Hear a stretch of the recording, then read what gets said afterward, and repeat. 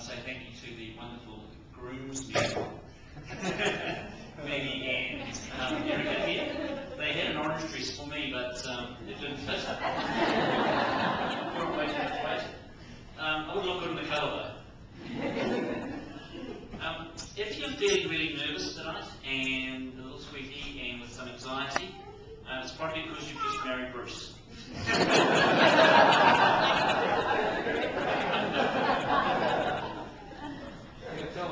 What's that? I said you got to tell them, aren't you? Absolutely. I've seen the glasses, excuse me.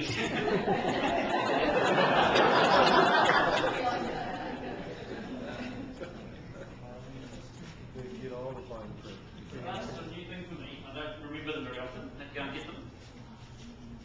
Rightio. What did I say here? So, Bruce asked me to be his best man.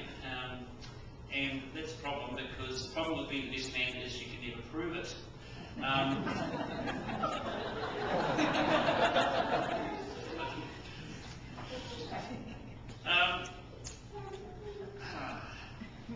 of the things I like to do is to introduce my sister and Phil, her husband, who were recently married and made a trip from New Zealand, and I'd like to say thank you to you two for coming over. I'm sure Bruce is thrilled.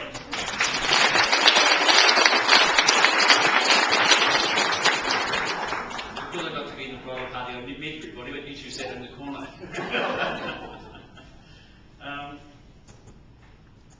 Now, when I look at my wedding etiquette book, and no one will believe me, but I do actually have a wedding etiquette book at home, and I understand the best man's function is to propose a toast to the bride and groom, to the bridesmaids. So I'll get on to doing that later.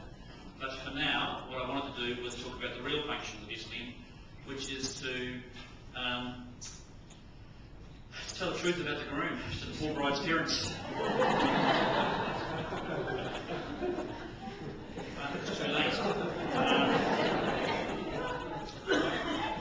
But before I get on to that, what can I say about a man who came from humble beginnings and is now quickly rising to the very top of his profession, based solely on intelligence, grit, and willpower, and to push on where others might fail.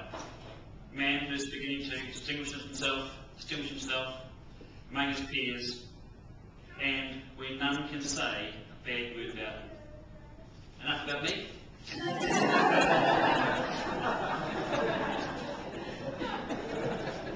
I'm going to tell you stories about Bruce. Actually, there's not very much nasty I can say about Bruce. To be fair, he's a great guy. And to me, Bruce is a bit like Superman. You know, that Bruce Banner guy, it's Spider-Man, isn't it? Sorry. You know, that sort of Clark Kent Superman. Superman had great powers of strength and speed. Bruce has got superpowers of patience and kindness. And it's true, he's one of the kindest and most patient men I know. And, Jillana, I think you and your parents can be thrilled to have him on board. He's a wonderful man. I agree. We know also Bruce has been extremely fortunate to meet and fall in love with you, Jillana, and we're looking forward to having you involved in our family over forever. And we all enjoy our time. We feel you're part of the family already. Bruce is really the best man. I'm not the best man. He's good at everything he does. Can I get that recorded? I've done it for you, Bruce. He's a great athlete.